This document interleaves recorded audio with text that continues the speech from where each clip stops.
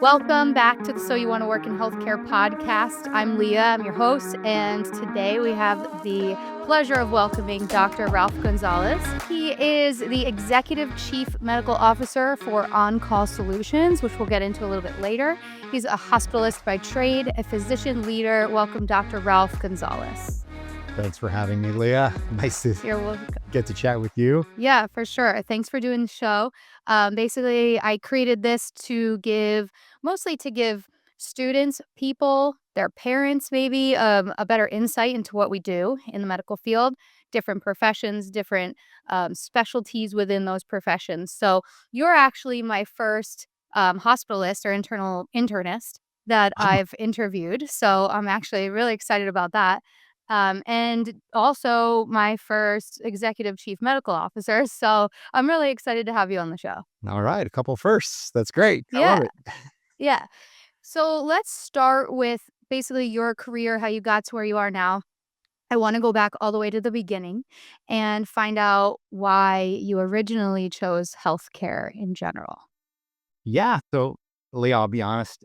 It was easy for me. It was, in my mind, truly a calling. I was one of those people that really never contemplated doing anything else in my life. You really? Yeah, my parents always joked that I was the kid with the Fisher Price doctor bag walking around the house. I Nice. had horrible handwriting my entire life, and I think we knew There you from day go. one that medicine was in my future, and it really was something that I went into from day one as a true passion, and still feel that way today, which is something that I love about the career is something that I think it's a career path that people are called to, Hmm. and yeah, it's a blessing to be able to do this kind of work. Cool. Was anyone in your family a doctor before you? No, I'm actually a first generation physician. Awesome. My father was longstanding EMT or fire rescue provider in Miami, Okay. Florida for about 30 years. So he was my exposure to healthcare and medicine early on in my life. Yeah. Learned a lot from him. I think most importantly, treat every patient like they were your grandmother, and we'll have a long career with a lot of success. That is a good rule. As long as you like your grandmother. Yeah, true. Good point. Yeah, but you had sort of a person in your life who was kind of a caretaker in a way, so that makes sense. Very cool that you're first generation physician. And where did you grow up? So I grew up in Miami, Florida. Hmm. Lived there my entire young life. Left Miami, the warm weather there for very cold winters in South Bend, Oh, wow. Indiana, at Notre Dame, where I did my Okay. undergraduate, and happened to meet my wife there. And Nice. then, funny enough, I now have a sophomore there. My firstborn son Oh, is there. amazing. So go Irish. Yes, we're a very Nice. strong Irish household. But yeah, it was a very stark difference in that experience. My wife is actually from the Philadelphia area, so that's what drew us back to the Okay. Mid-Atlantic. Yeah, I saw basically Pennsylvania, Philly all over your credentials resume, so I was waiting to see how you were gonna get there, but that makes sense. Yes, Your wife is from Philadelphia or Pennsylvania? yes, she's from the Okay. Philly area. She came here for law school. I came for med school, and we Okay. stayed ever since. Nice. Lawyer-doctor couple. Yes, yeah, we get that. Yeah, it's good. It's probably a good thing. You can, bounce ideas off each other, learn from each other. Yeah, very different careers, but a lot of similarities from just a professional perspective. Right. She's fantastic support and has always been Awesome. a great supporter of my career, which is Cool. been fantastic. Yeah. So then after Notre Dame, where did you end up going for med school, and did you go straight through from undergrad to med school? I did, yeah. I went Mhm. straight through, and I went to Temple University for Nice. my medical school training. It was a great experience. Med school with a lot of tradition. They have a great standing in the Philadelphia area and Mhm. just really comprehensive experience. True inner city medicine practice Mhm. there. Mhm. So I had a great breadth of clinical exposure, which led me very nicely to then my internship and residency nearby. We've always been in the Philadelphia area, but it just Uh-huh. happens to be very close to the Delaware border. So Mm. just down 95 to Christiana, where I did my uh, residency training. Okay. So the next question obviously will be why internal medicine? Like what called you to that? I was always intrigued by the generalist approach to medicine. Mm. And as I was progressing through my training, I really wanted to go into a field that would keep options open. Mhm. I appreciated the holistic approach of internal medicine.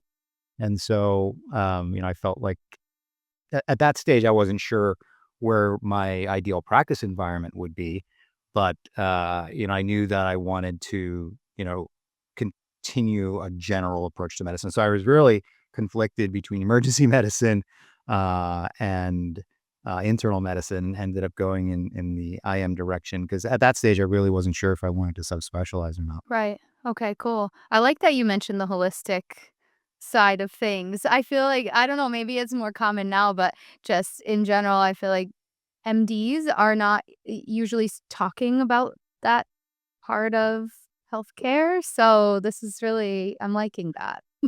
Yeah, I mean, I could share more about that, and I think that it's really very core to the hospitalist experience. I feel like Okay. because then once I did my training in internal medicine at Christiana, really appreciated my inpatient experiences.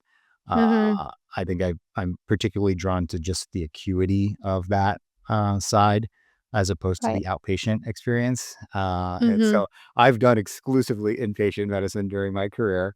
Wow. And I really, you know, again, from a holistic perspective, feel like the hospitalist role is instrumental in just kind of guiding patients' care experiences.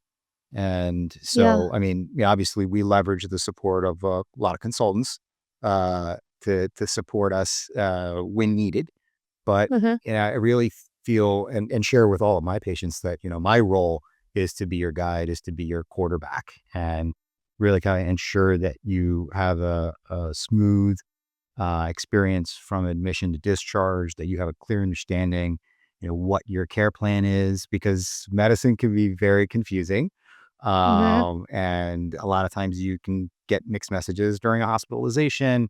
And so I really, appreciate the hospitalist role as the central advocate of the care experience. I'm interested if you have any specific examples of things that, you've brought to your hospital or the hospitals you've worked with have done that are more, I guess, on the holistic side, because holistic can mean a lot of things, right? But I guess I just big picture, there's we wanna focus on, like, a holistic approach, but was there anything specifically that you think is really important that maybe a hospital you worked in or I don't know, something that you think is really changing the field of internal medicine from a holistic standpoint?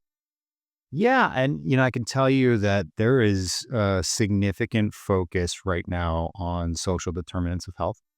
Hmm, I've had experiences in my healthcare career working in many different care settings, inner city, large system, small system, Catholic health, singular community hospital, you name it. I think I've practiced in all of them. And you, wow. you have really variable experiences with different patient populations. And patients have access to different kind of resources. Mhm, And I think that's a key part of the hospitalist arsenal is an understanding of your care environment, yeah, because every hospital system has access to different resources. And, I think a lot of times is understanding where patients are and being able to provide the care to them that they need at that time, because Right. it can vary. And I think that appreciation of, maybe the socioeconomic circumstance, the caregiver support, Mhm. all of those things can have very dramatic difference in outcome from patient to patient. And, I always had taught all of my students that, you know, negative connotation to medical noncompliance. Mhm. But I really Yeah. think your role as a hospitalist is to continue to ask why, because at the root of it, I don't think anybody wants to feel bad.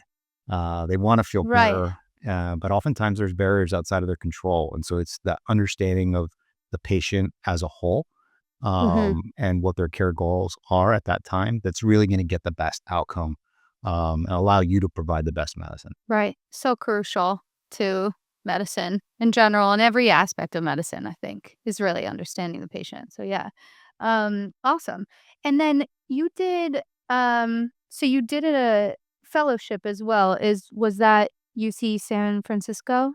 Yeah, it was an additional training program, and it's again, I think a strong suit to the hospitalist path Mm. is it's one that I think really lends itself well to a future career in administrative medicine.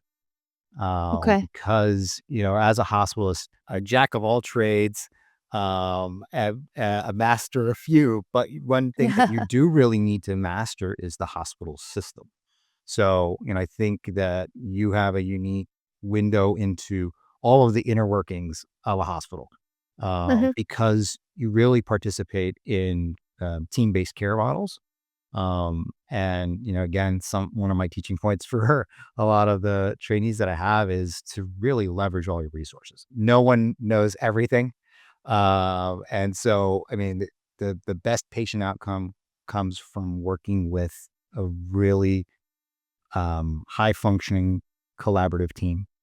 So, I Right. mean, leverage your nurses, your experts, leverage your social workers, your physical therapists, your occupational therapist, your speech therapist. I mean, I think the Yeah. hospitalist has a unique experience in that you really are a part of that team and guiding that team.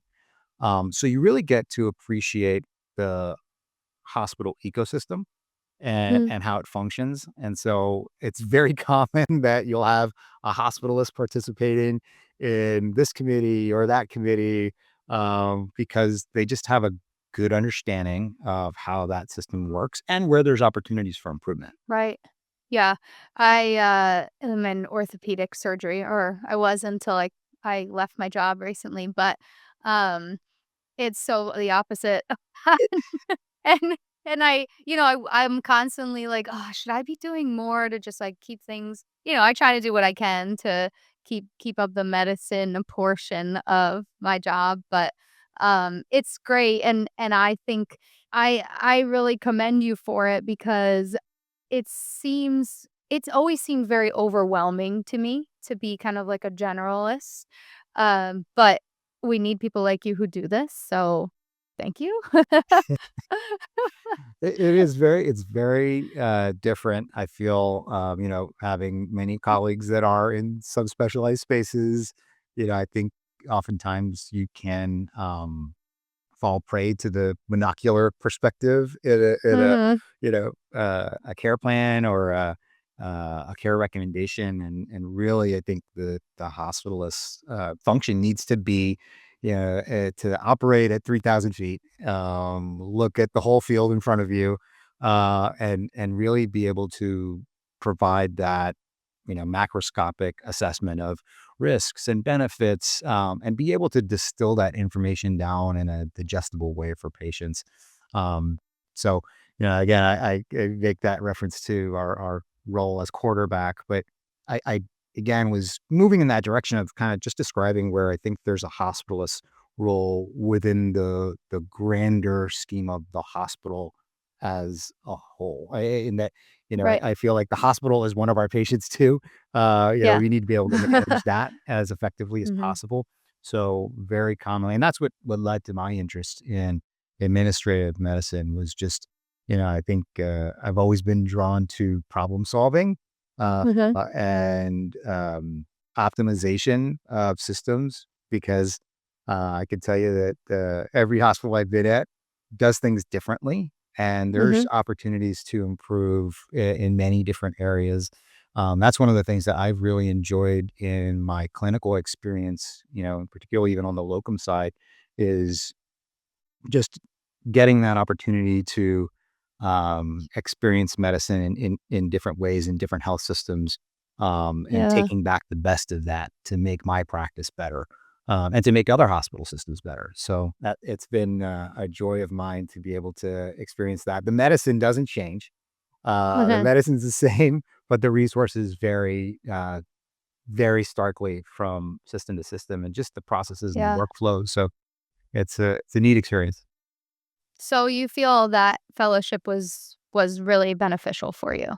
Yeah, I mean, it was really helpful in just kind of opening my eyes to administrative medicine a little bit, Mhm. and the opportunity to make an impact on patients and many Yeah. patients.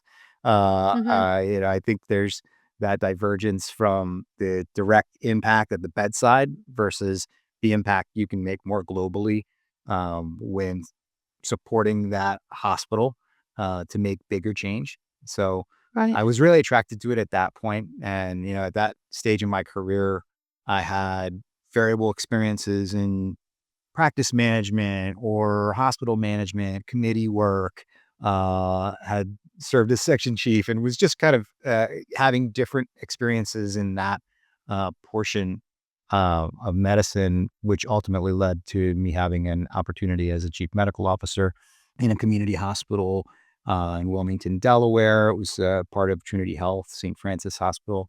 Mhm. And that was a great experience in that as a CMO of a smaller community hospital, you really have a breadth of experiences, and so many things that fall under your accountability and responsibility. And it I happened to bet. be at a time where, it was right smack dab in the middle of the pandemic. So Oh, was uh, it? it Oh, was wow. a really interesting operational experience. Yeah.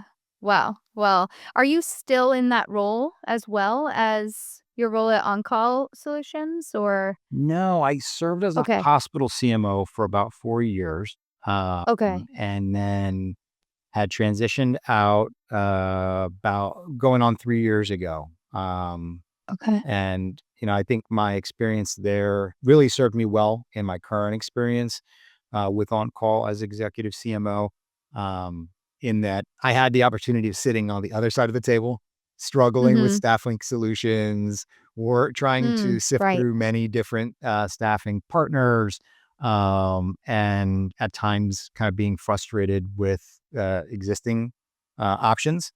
Right. Because oftentimes, when you're looking for a staffing solution, there can be some warm body business where you're just filling the hole with anyone Yeah. to just hold down the fort, and it can be working towards short term solutions. Where I think On Call does a fantastic job of dissolving some of those more traditional approaches to staffing and really creating more longitudinal, economically sustainable solutions, which I think presents the best option for hospital systems and clinicians. Right. Yeah. I wasn't even thinking that way, like, you've been now on both sides of it, so you understand what it's like to need staffing for a hospital, and now you are part of doing the staffing, providing the staffing. So, I guess this is a really good segue into On-Call Solutions, which is a company that I've had the pleasure of been learning about and working with in certain capacity over the last few weeks, which has been really fun. And so On-Call Solutions is basically a medical staffing organization, right? Well, we consider ourselves staffing solution. We hit on the term holistic earlier on as far Mhm. as a care focus, but I really feel that On Call also supports that in the staffing space as well. You're really Mhm.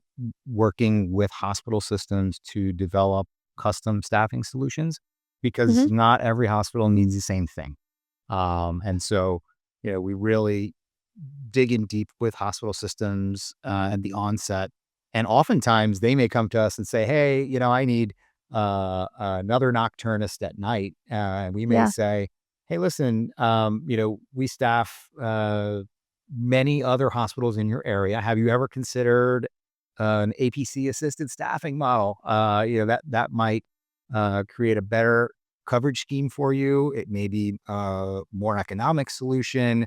It may minimize turnover. So, it really is that partnership. So, we don't consider ourselves necessarily as staffing companies exclusively, Mhm. but we really like to be what we call a hospital practice partner, Okay. and have a longitudinal relationship with a hospital system where we can evolve their needs over time, Mhm. and we've done that successfully.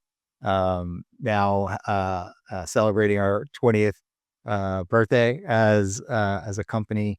Oh, Uh, wow. yes, and we are very proud in the fact that the first hospital system that we ever partnered with, we still have a contract with today, Oh, still cool. operating with, um, and Awesome. we've had a great experience in the Mid-Atlantic and Philadelphia market, which is our home. But, around the time that I joined the company, really we're looking to expand to a national presence, and as well in different subspecialties. And so we've had some great success doing that. We do traditional locums as well. Mhm. But, we also provide a unique staffing solution, in more pooled staff, which is, I talk with my team. It's really kind of filling the space between the space. Okay. That you have that locum space, which people are familiar with, and then you have the traditional staffing model. But clinicians these days are really looking for something that provides a little bit more flexibility and Yeah. fluidity. And so that's where the pooled staffing solution, I think, really creates some uniqueness and a good opportunity for hospital systems to fill that space. Okay. So, I guess you sort of said it already, but if you could give like a short little synopsis of why and how On-Call Solutions is different from a traditional staffing company. Like, what is it that hospitals will come to you for, and what clinicians will also, be inclined to use your platform to find positions? What sets you apart? Yeah. I can tell you, even in that same vein, what attracted me to the company. Yeah, And it please. really Because is that you used On-Call Solutions to get positions or at yourself, I had or not in my previous role, but okay. when I was exploring a change in career, really what drew me most to On Call was the fact that it is a truly clinical organization, Okay. that is invested in the quality of the care provided and the experience of the clinicians that we work with. And, a lot of that falls on the model of the company. Mhm. I serve as executive CMO. I work with CMOs in multiple different subspecialties that sit at the center of the equation, are a bidirectional resource to all of our clinicians and our hospital systems. And that's Mhm. kind of a really powerful checkpoint for quality, I would say. Every clinician that works with us is vetted by one of our CMOs. And so when we present a candidate, it really is a candidate that we expect, or we have high confidence in their ability to succeed. We've ensured that there's a match in their skill set and what the job Mhm. requires. And, at the very onset, when we engage with a clinician, it really is to develop a relationship with them. We want them to feel like they have a true clinician advocate within the company Yeah. from day one. And that's one of the things that I love, in that, I get to work with so many different clinicians, physicians, NPs, CRNAs, PAs across many different clinical backgrounds, and really kind of understand, what they need, what they're looking for. And every one of them has the cell phone number of either myself or one of our CMOs. And that's an immediate Cool. resource. And people use that. They will call us sometimes with clinical questions or personal or professional questions. And, I know Scott founded the company 20 years ago. And he's still a practicing cardiologist. I'm a hospitalist. All of our physician executives are still practicing clinicians that are in the trenches, seeing Yeah. patients, appreciating, what some of those challenges might be. But each of us, has a vested interest in providing a work experience for clinicians that is going to give them, long-term success. Um, you know, I always tell early career clinicians that practice of medicine is something that, again, is a blessing to be able to do. It's a really unique experience being able to, um, connect with patients on an intimate level.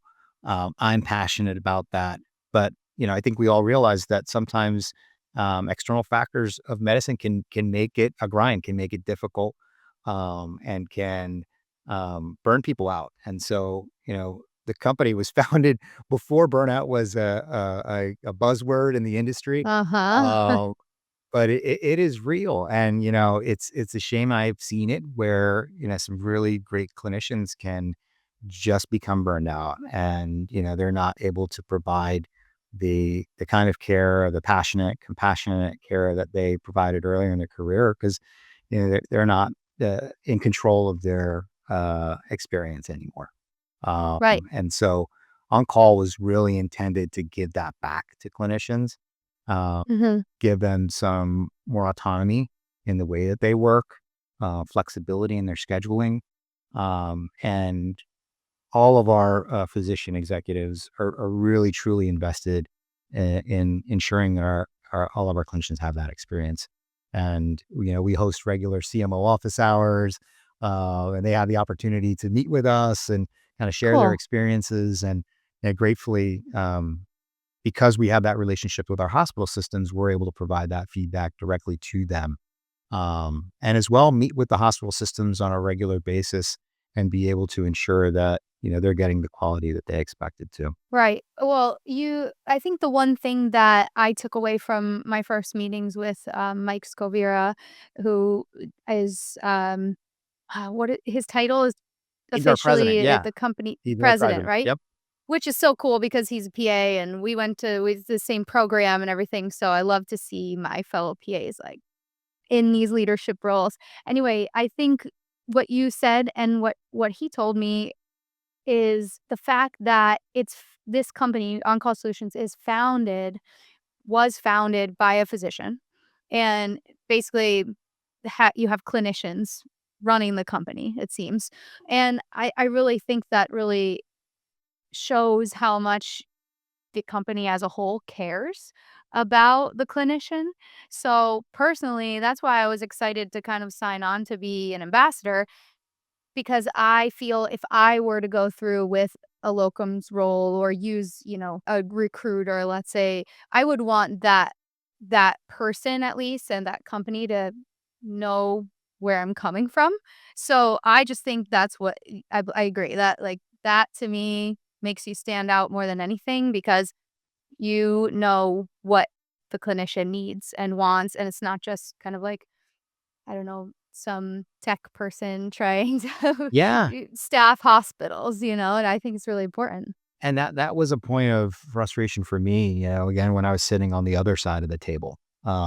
Because a lot of times your experience would end with, somebody in a business background or an Mhm, operational background, but not often or never really in my experience anybody that was a clinician, mhm, that can truly speak to the nuances of the jobs. And I think that's a huge differentiator.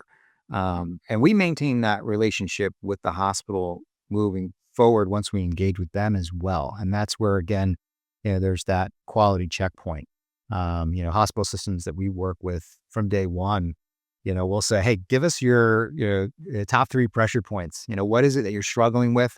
Is it your length of stay? Is it your documentation? Is it your readmission rate? Is you're left without being seen? Mhm. What are those pressure points for you so that we can co-manage to those goals? Um, our clinicians, we expect they're going to be even better than your employed clinicians. So, Mhm. when you provide us your quality reports, we want to see that our providers are able to succeed there, and we're going to support them so that they can do that. But that's another very unique element to on call because having worked with other staffing companies, it was so much more transactional. Um, Right. and episodic. There really wasn't an investment in a long-term relationship.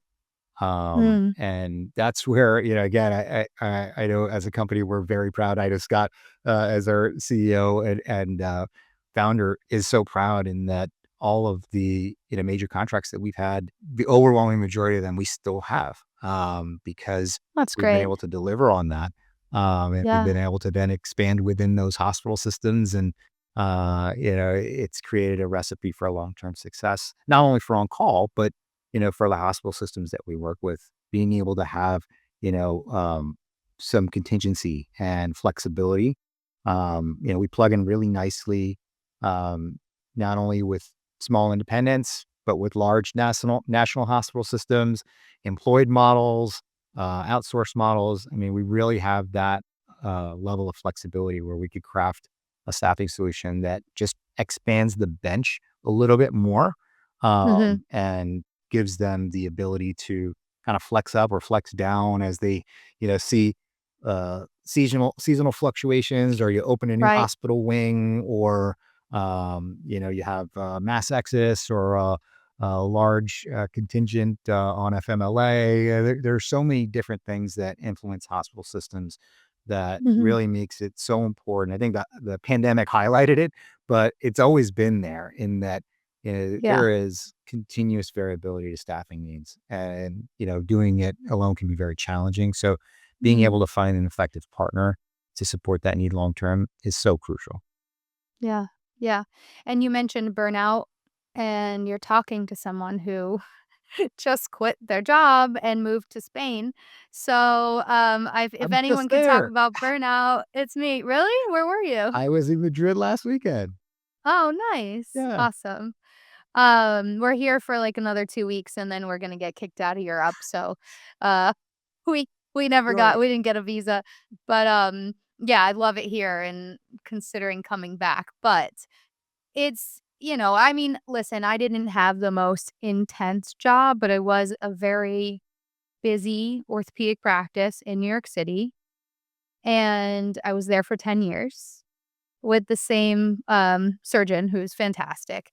But I'd be lying if I said that I wasn't a little bit burnt out, and I think the pandemic played a little bit of a role in that, but also just, I think after a while, clinicians need either a change or a little more support or something, but I think that what you said about making their jobs more I don't know what the term you used, but kind of like almost seems like making it a little bit more fun for the doctor or PA, NP, CRNA, um, by kind of helping place them in the right roles and yeah, I think for me, I plan to use, on-call solutions if I do when I do come back, to the clinical world, because I do think I will if I can ever get out of Europe because I love it so much.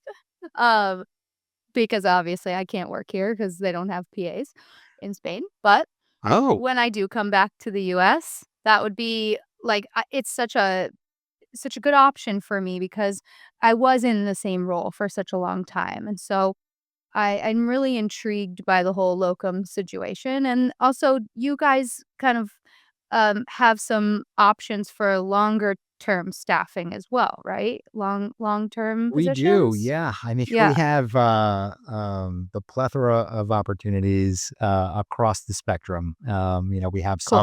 more traditional locum opportunities, more short-term Mhm. defined, and Mhm. others that are really more long-term.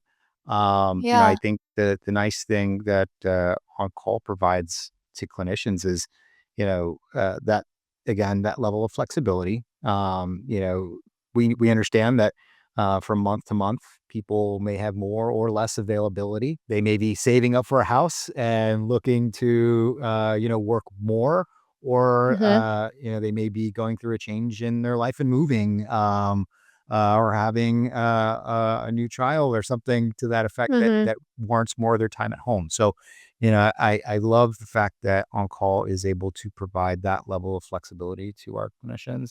Um, Right. and that's where I think a lot of them will work with us more in a full time capacity. And we've had a Yeah. number that have worked with us for years and Mhm. enjoy that kind of lifestyle. It's different.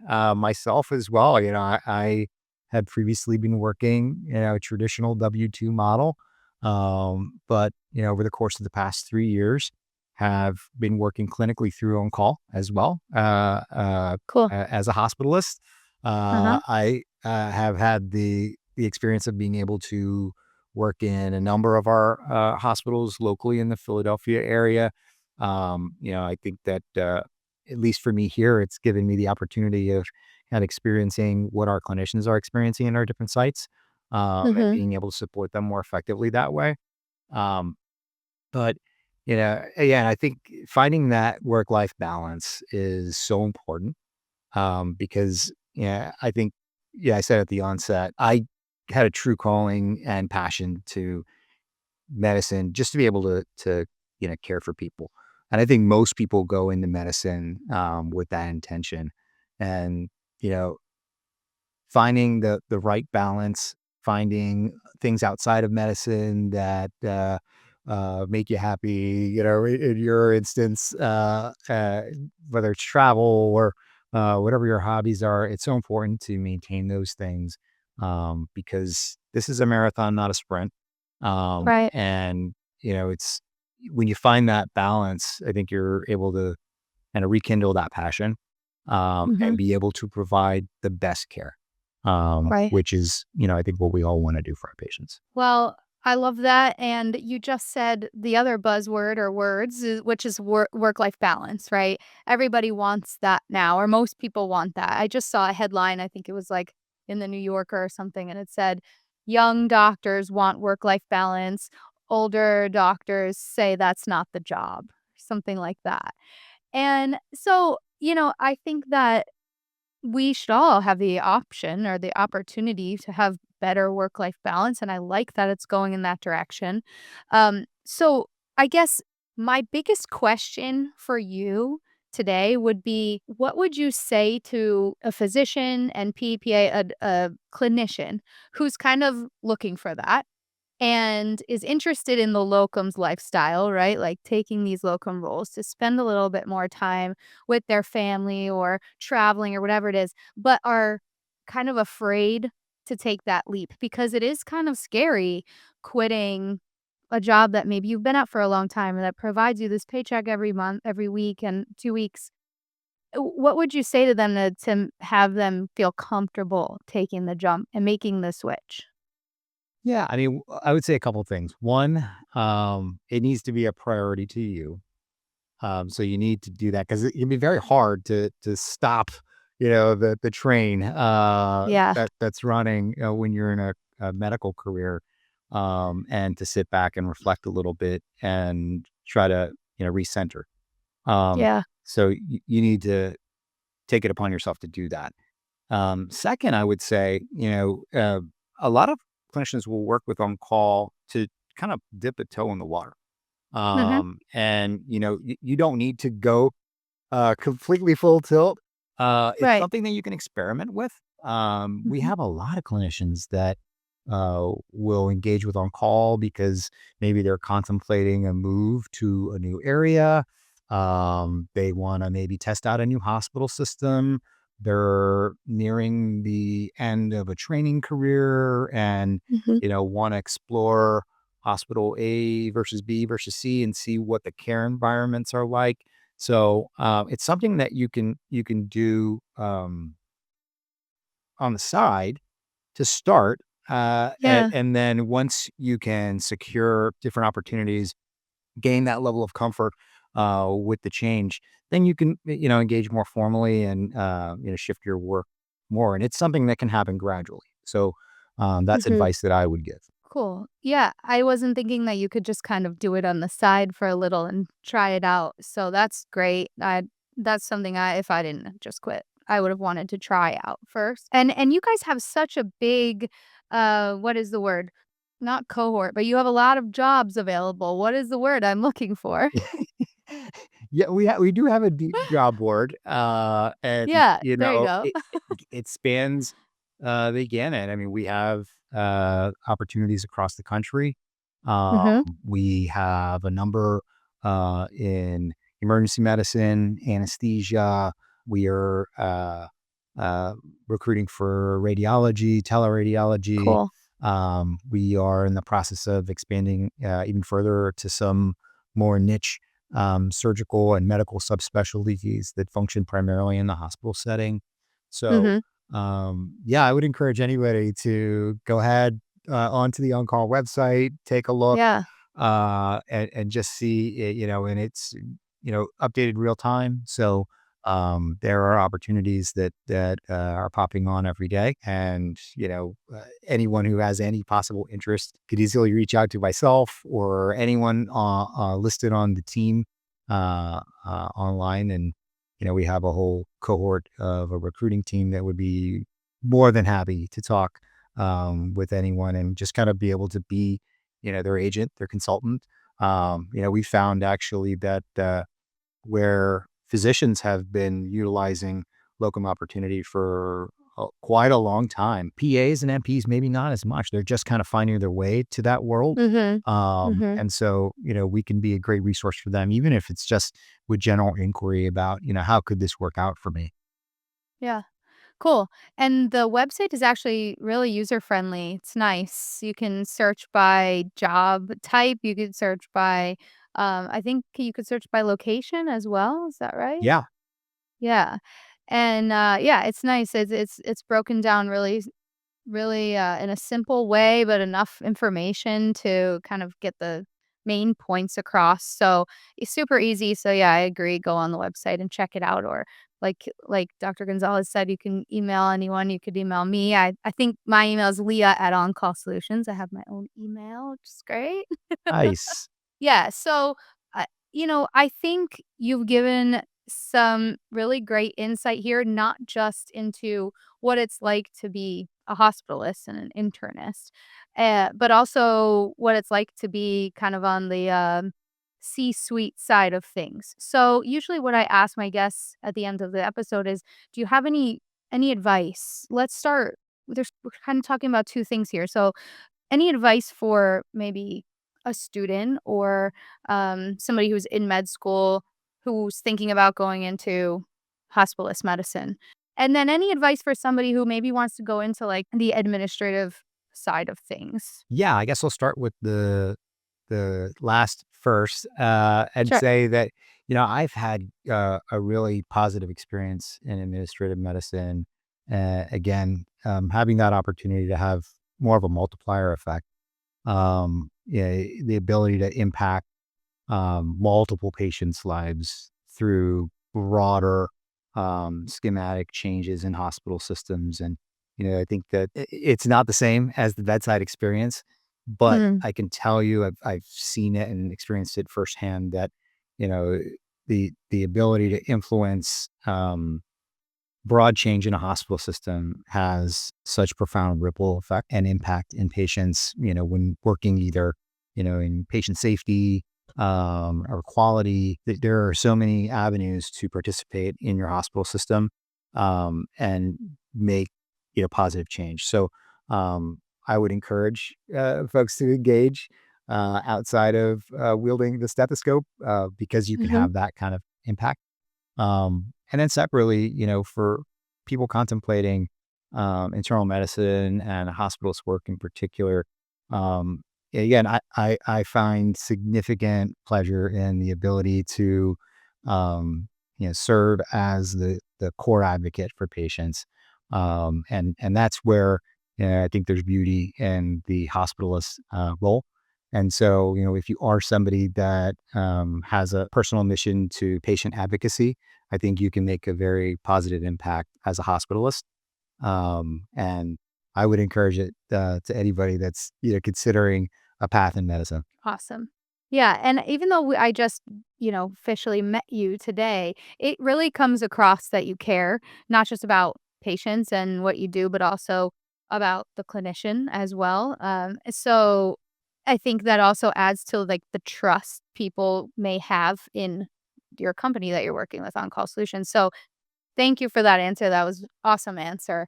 Well, thank you so much, Dr. Gonzalez, for coming on and taking time out of your day to do this show. I think it's going to be really insightful. It's going to be a little bit of a different episode from what I'm used to doing, which I like change. So this is great. If anybody has questions about on-call solutions, I will also put Dr. Gonzalez's information below. You can email me at Leigha at On-Call Solutions and head over to their website oncallsolutions.com. And if you are watching on YouTube, be sure to like, subscribe, all those good things, leave a review.